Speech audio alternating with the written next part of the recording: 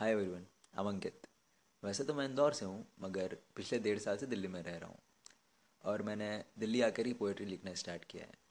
मुझे लगता है दिल्ली की हवा ही शायराना है, और हाँ, पॉल्यूटेड भी। तो द थिंग इज़ कि अपनी पोइट्री में मैं इस शहर और यहाँ के एक्सपीरियंसेस के बारे में ही मोस्टली लिखता हूँ। तो पहली कविता से शुरू करते हैं, जिसका नाम है बड़ा शहर। तो लिखा था कि ऊंची इमारतें, गरीब बस्तियां, बागों में घूमते खुशनुमा लोग, और रोटी के एक टुकड़े के लिए बिलखते अनाथ बच्चे, सब हिस्सा है इसी एक शहर का। ये बड़ा शहर ख्वाब दिखाता है, इंसान को अपनों से दूर ले जाता है। ये बड़ा शहर ख्वाब दिखाता है, इंसान को अपनों से दूर ले जाता है। मृत तृष्णा का एहसास दिलाता है, मगर वास्तविकता से दूर ले जाता है। कई बार अपनेपन का एहसास करवाएगा, तो कई बार हज़ारों में भी अकेला महसूस हो जाएगा।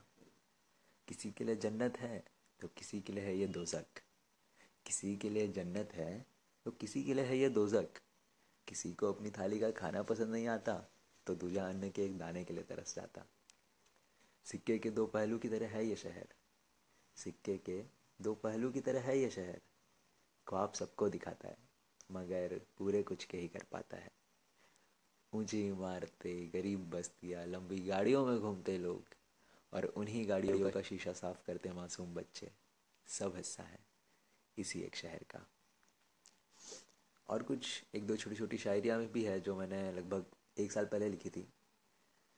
थोड़ी डिप्रेसिंग सी है, मगर ठीक है, उस वक्त दिल्ली में कोई मेरे दोस्त नहीं थे, तो वो सब लिखा था। तो आई गेस जस्टिफाई करता है ये सब उस चीज़ को।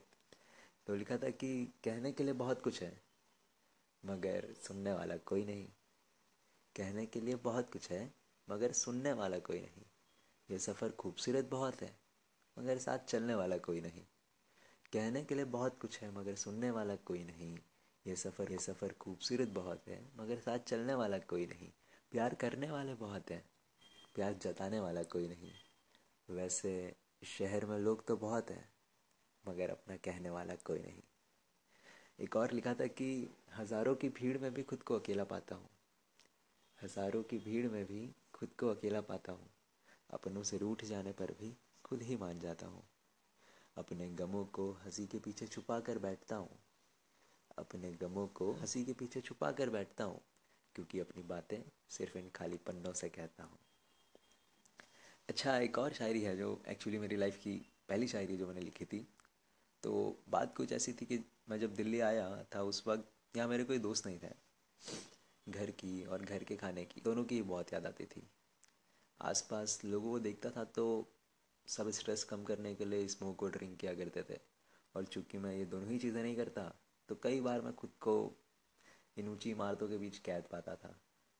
मेरी बिल्डिंग में भी जो लोग रहते थे वो हर वीकेंड पर टेरेस पर बैठकर बियर पिया करते थे।